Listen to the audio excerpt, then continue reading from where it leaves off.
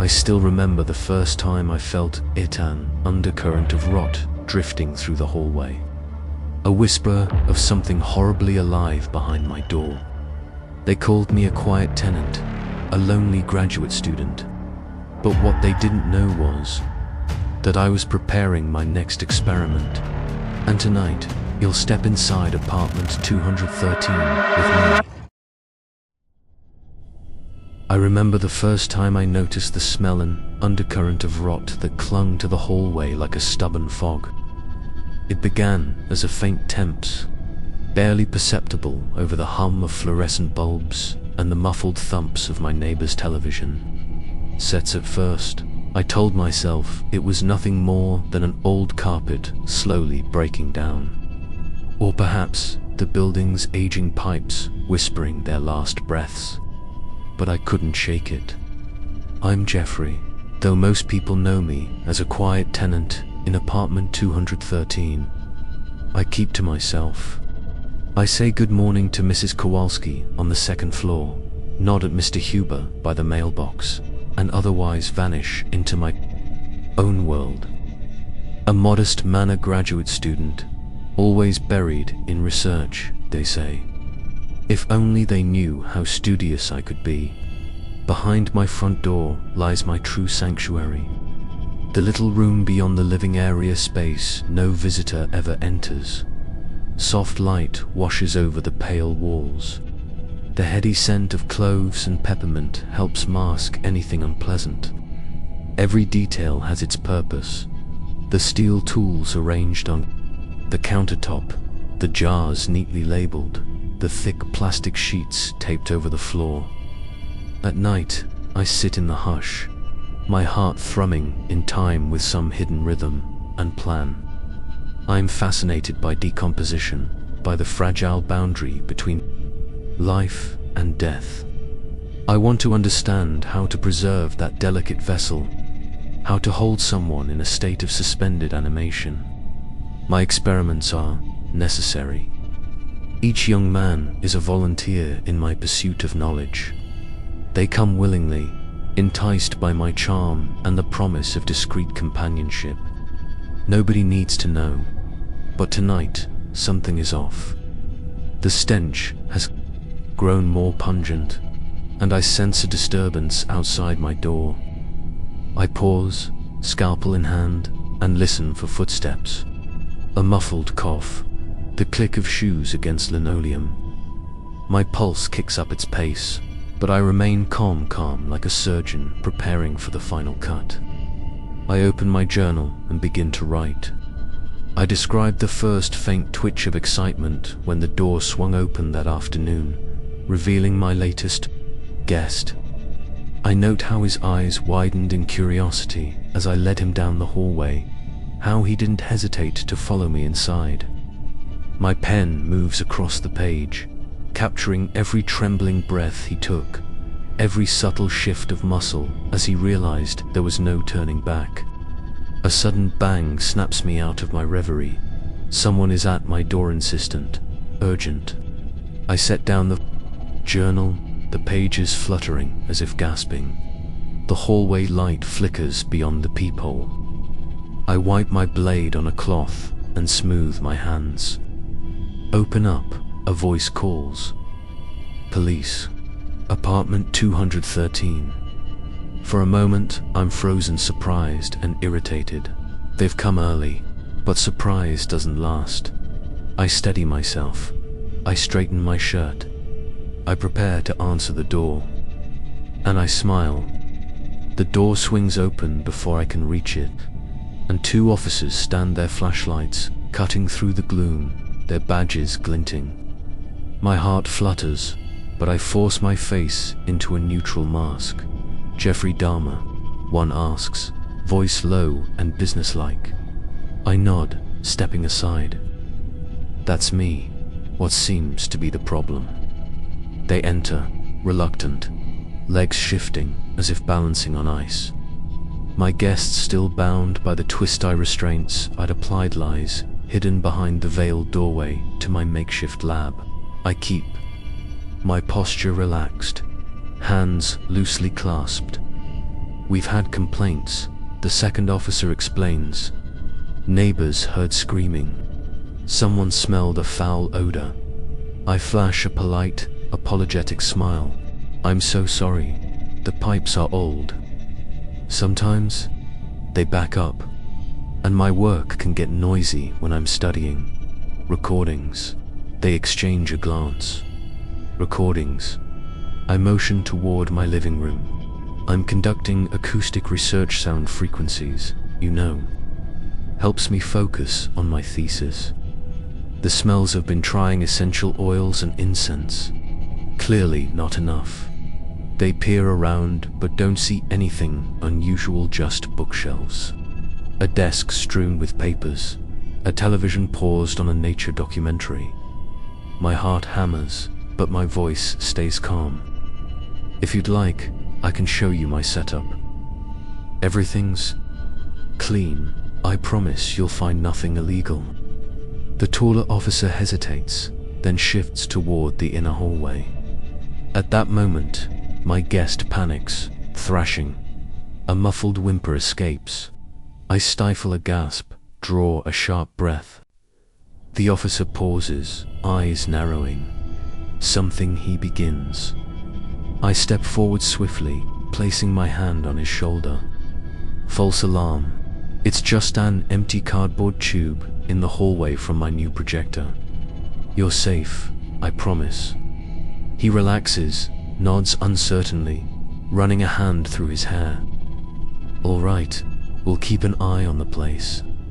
But if we get any more calls, we'll cooperate fully, I assure him, voice silky. Thank you for your understanding. They retreat, flashlights bobbing as they back into the hallway.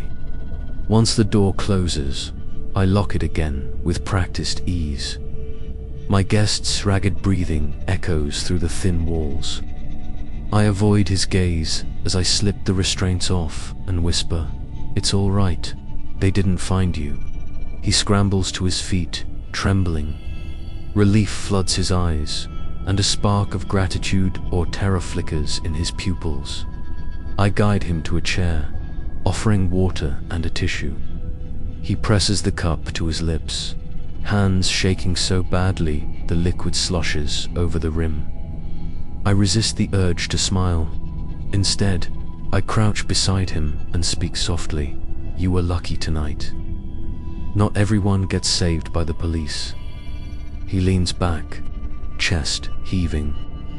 Outside, the hallway falls silent. Again, no screams, no sirens.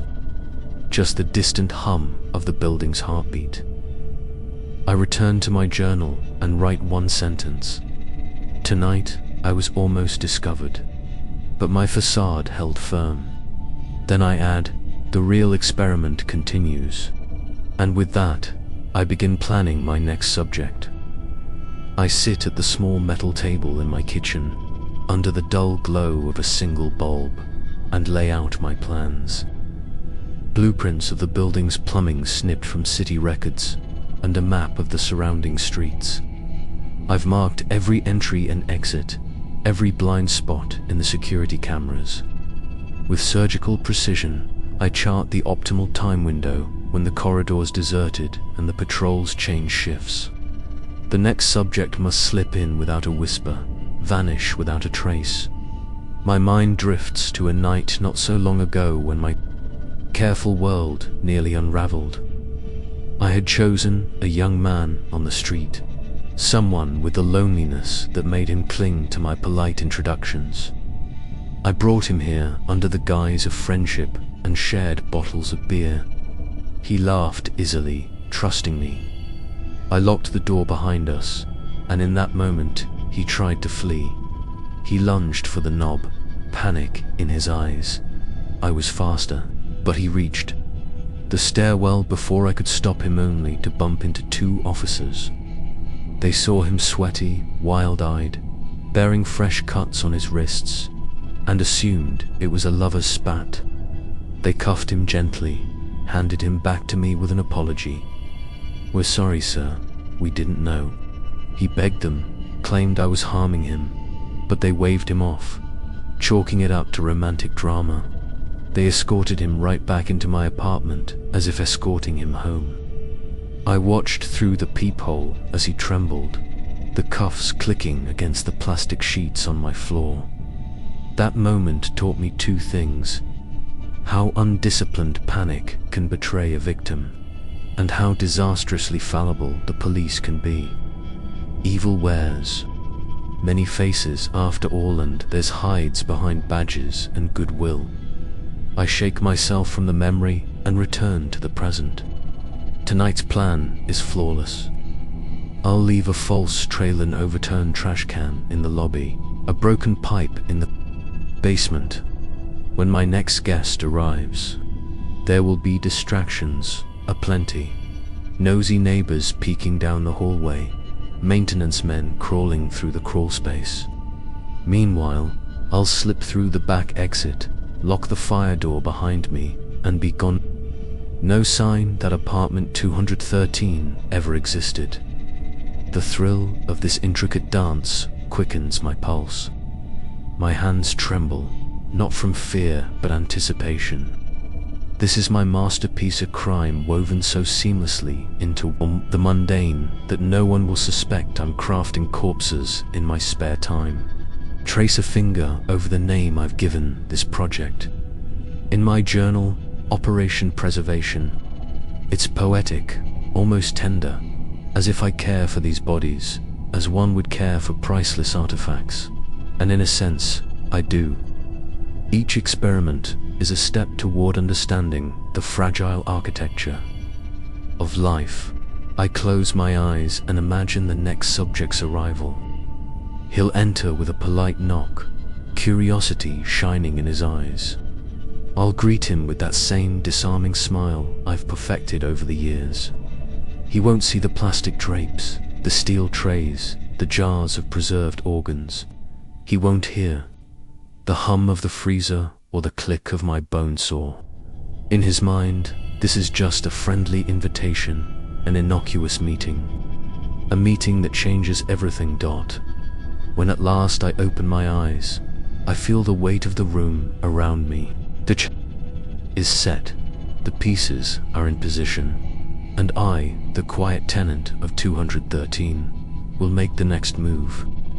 The night arrives with a velvety hush. I wait in the dim corridor outside my apartment, the plastic sheeting folded neatly against the wall. My breath clouds in the cool air, though the building feels stifling, each floor vibrating with distant murmurs of life. I glance at my watch, 11:07 p.m. The security guard's shift changed at 11 o'clock, so I have a 5-minute window before the new guard's rounds begin. I slip the security badge I acquired from a former tenant into my pocket and step forward. My footsteps are silent on the worn linoleum. In the lobby, the trash can lies toppled, my own handiwork from earlier this afternoon. I pause by the intercom and press the button, dialing my cell phone number. It rings once, twice, and then the soft click of the buzzer signals that apartment 213's door has unlocked automatically. Perfect, back upstairs. I hear a faint knock. My pulse hammers, not from fear but exhilaration. I approach the door and open it with surgical calm. The young man stands there, dark hair falling into inquisitive eyes, hands shoved nervously into his jacket pockets. He's about to speak. When I step aside, "Welcome," I murmur, voice smooth as oil. "I'm glad you made it." He ducks inside and glances around. "This place is quiet. It's ideal for focus," I reply, guiding him toward the living room. "I work on private research. You won't hear a sound." He nods, uncertain but intrigued. I offer him a drink, and as he sips, I watch his Adam's apple bob still, unaware that this evening will redefine his life. My guest crosses the threshold into the inner hallway, where the steel door stands ajar. At my signal, I slip behind him and gently press the barrel of a syringe against his neck. He freezes. His breath catches. I whisper, "Relax. This will only sting a moment." His eyes search mine. I feel a flicker of pity, vague, distant, like a stray thought. But the syringe plunges, and his body goes slack. I catch his full guide. Him down the corridor to the hidden doorway. Within the sanctuary, I move with precision. Straps, scalpels, antiseptic. He doesn't wake. His entity becomes part of my grand design. As I work, I think of the headlines that will never be written. The investigators who will never suspect. The building will remain a backdrop to ordinary lives, a sanctuary of secrets. Hours pass. Dawn's pale light seeps through the blinds. I remove the final piece of evidence. The vial containing his preserved tissue sample, the crowning achievement of the night. I label it with a neat, looping script, Specimen 018. I close my journal on Operation Preservation, tucking it beneath the floorboards. Later, I'll return to being Jeffrey Dahmer, polite tenant, the solitary scholar. I'll nod to Mrs. Kowalski in the lobby, attend my lectures, and keep the ghastly truth buried beneath layers of normalcy. But for now, as the city stirs to life, I stand alone in the silent apartment. The corridor stretches out before me, humming, with the early stirrings of another day, and I smile, knowing that evil has once again slipped by undetected, hidden in plain sight. Even as the sun rises, painting the walls in muted gold, I can't slow my heartbeat. I pack away my instruments, fold the plastic sheets, and vacuum the floor until every hair and droplet of fluid disappears into the filter.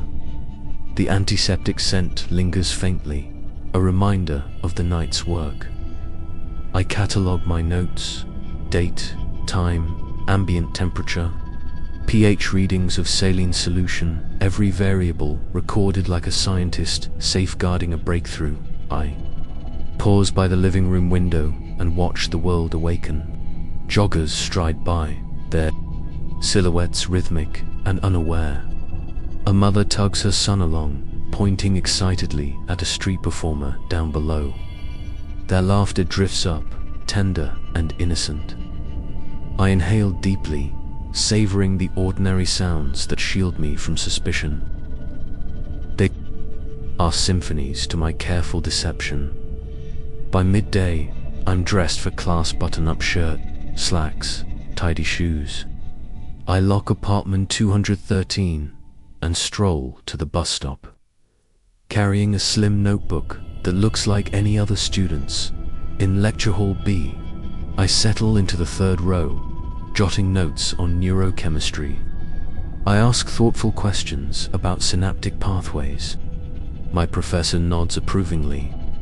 My classmates regard me as just another bright mind hungry for knowledge. Later, I head to the lab to review tissue samples under a microscope. I examine the slide of specimen 018, tracing cell structures carefully. The sample is pristine, no signs of degradation. I feel a surge of triumph. My methods work. Blood vessels remain firm, neural tissue intact.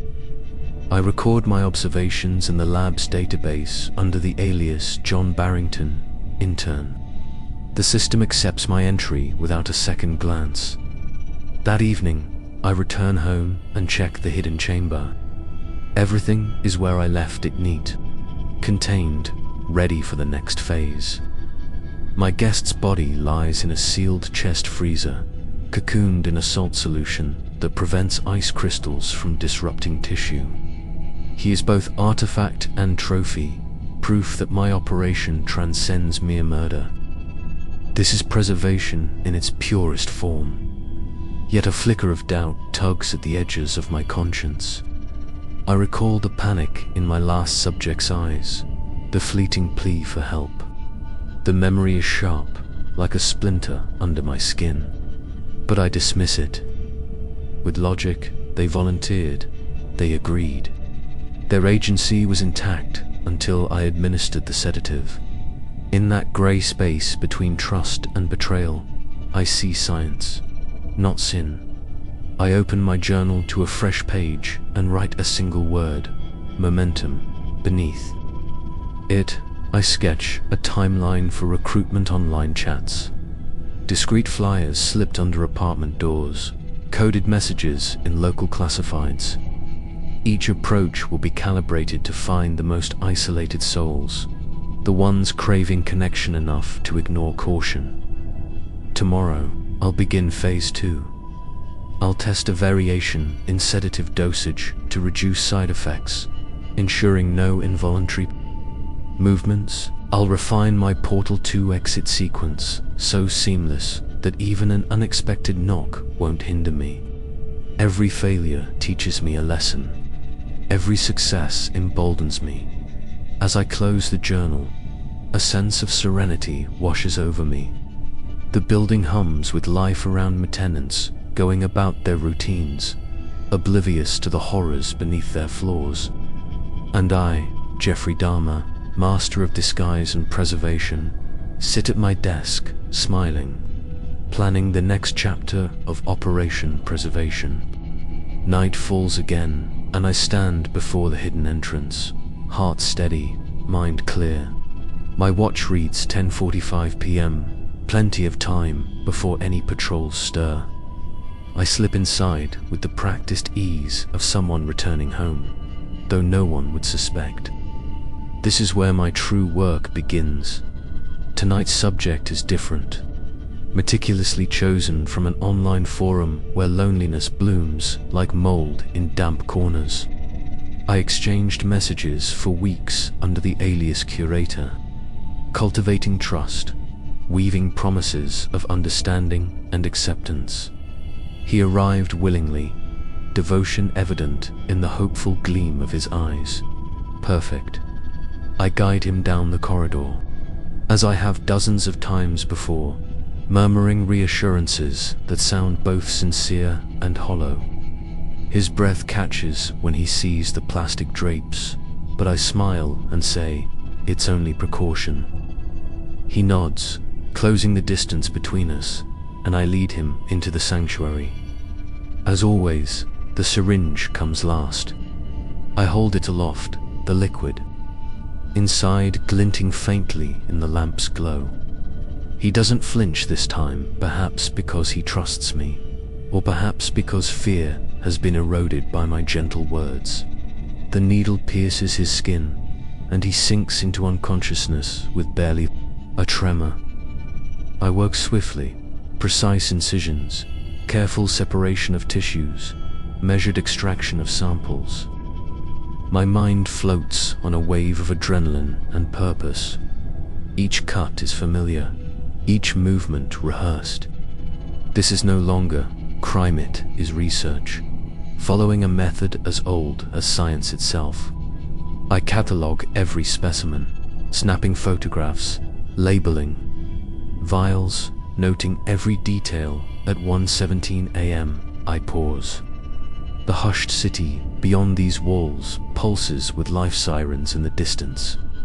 Muffled laughter from a late-night bar, the soft rumble of a passing train.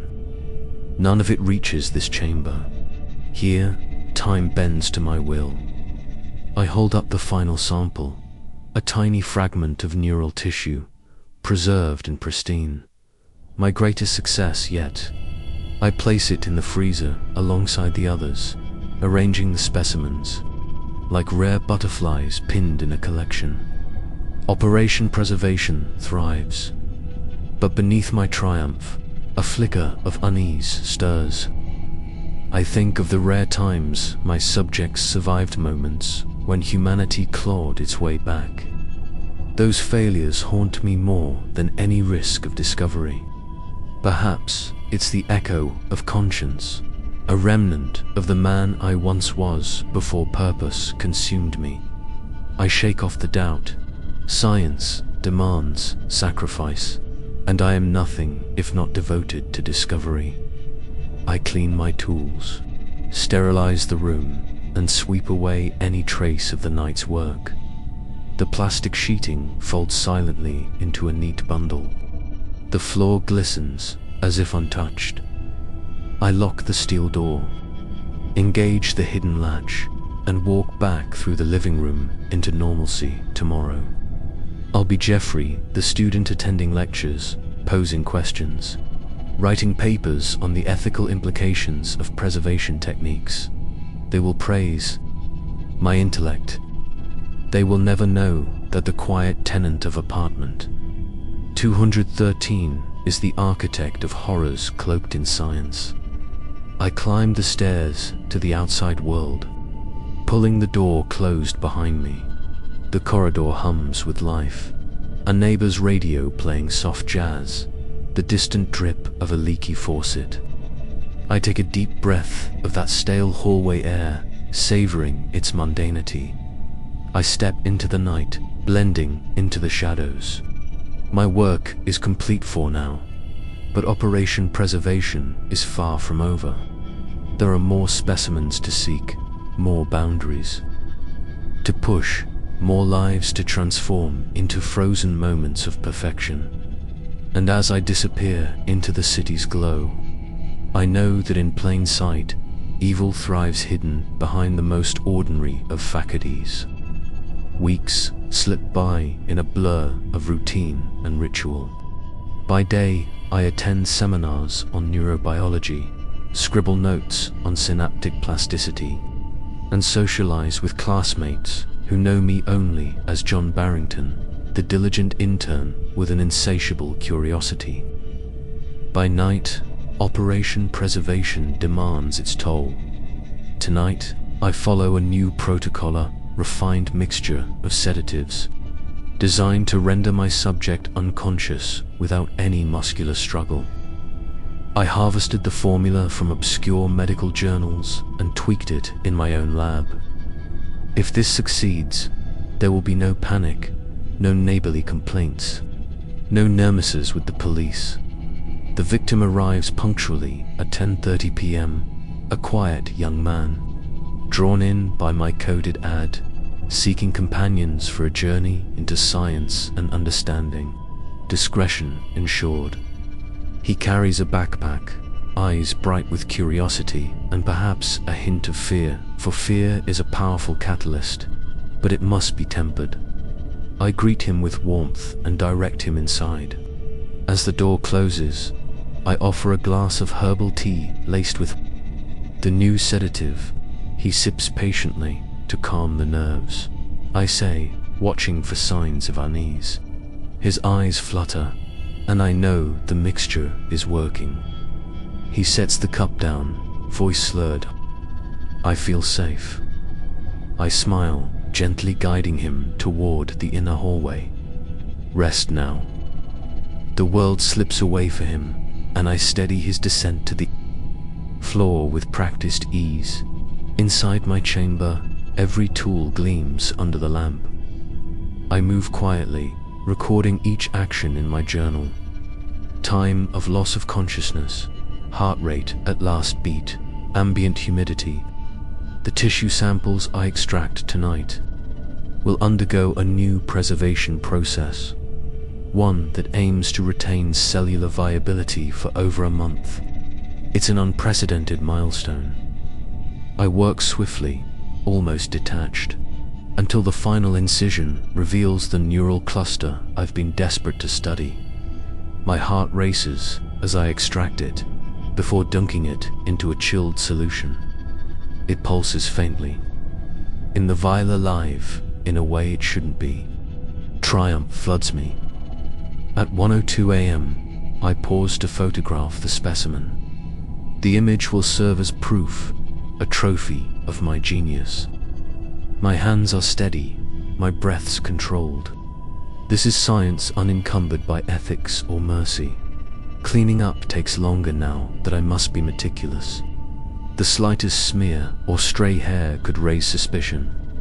Once the chamber is spotless, I empty the contents of the broken vials into a drain. Line I've rerouted, then scrub the floor thrice with bleach. The air smells sterile, antiseptic, the signature of a surgeon. not a killer. I tuck my journal back under the floorboards, retrace my sewage modifications on the blueprint, and lock every access point. Then I step out into the living room, straighten the cushions, and flip off the lamp. The apartment is dark and silent.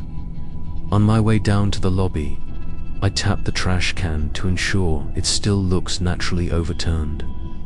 I even adjust the lid so it doesn't seem like I've touched it since this afternoon.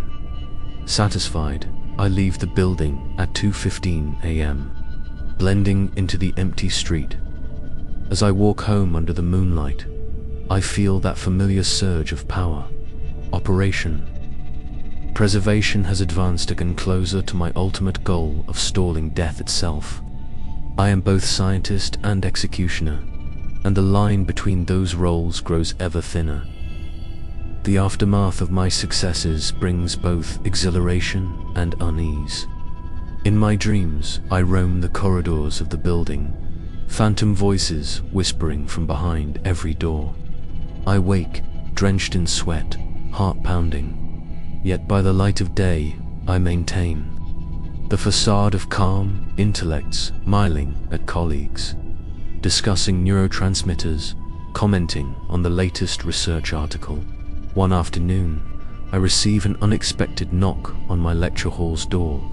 It's Detective Martin Hayes, the lead investigator, who once questioned me after that escaped victim's tale. His eyes scan the room, lingering on me with a suspicion I cannot miss. He asks to see my recent journal entries under the guise of academic curiosity.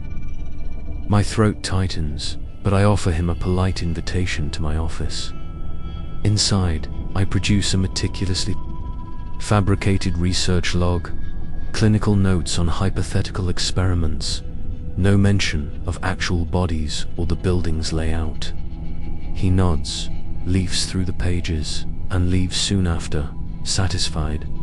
But I know he'll remember the discrepancies in my writing style, the absence of real data. His presence is a reminder that the chasm between my dual lives narrows daily. That night, I review my security measures. I recalibrate the peephole lens to distort outside vision, upgrade the door's deadbolt mechanism, and reprogram the intercom's call timeout. No detective or even a raid will penetrate my sanctum now. My next subject arrives at 11:50 p.m.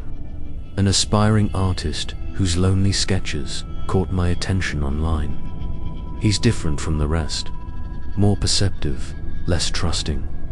His eyes study every corner, his fingers twitching at the sight of the plastic drapes.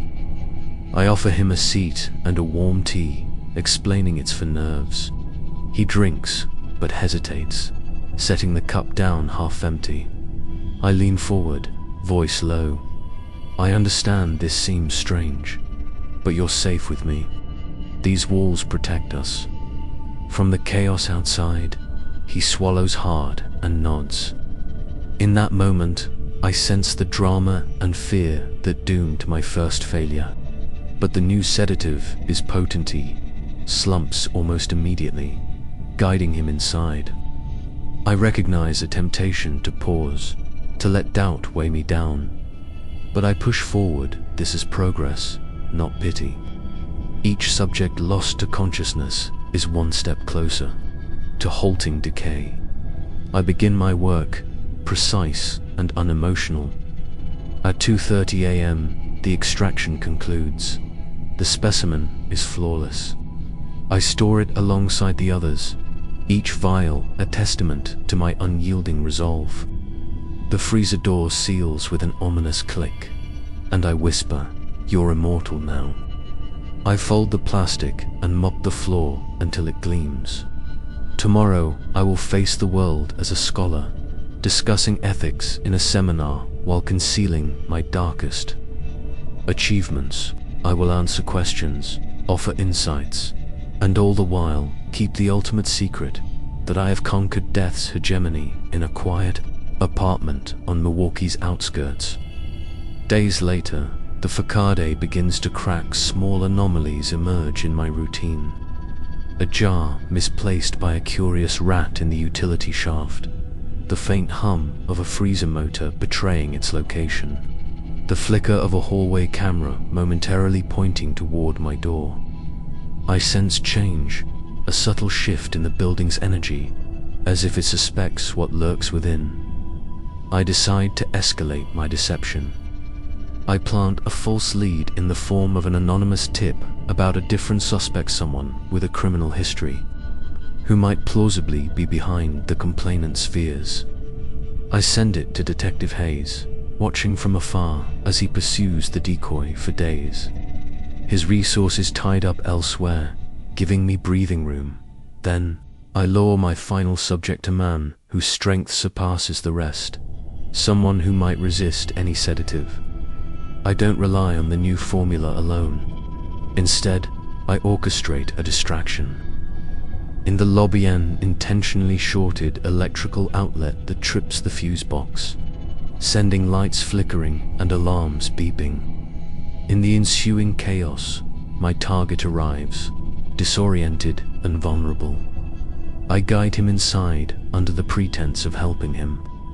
Once the door locks, I administer the sedative intravenously, faster, more certain. He struggles only briefly before succumbing, and I breathe a sigh of relief.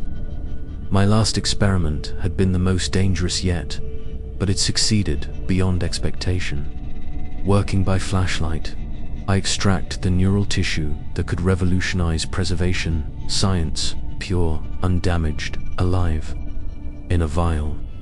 My hands shake with triumph as I place it in the freezer, knowing this specimen holds the key to extending viability indefinitely. But as dawn breaks, I feel a pang of remorse sharper than ever. I close my eyes, picturing each face I've deceived, each life I've overwritten. The weight of living tissue jars my conscience, yet the promise of eternal preservation eclipses it. There is purpose here that transcends morality. I shut the freezer with finality, wipe my hands, and leave the apartment. The corridor resumes its bustle, residents chatting, children laughing, the world humming with life, oblivious to my cathedral of death. Weeks later, whispers circulate in academic circles about a groundbreaking breakthrough in tissue preservation, a study published under my alias, Barrington, showcasing unprecedented neural viability in vitro.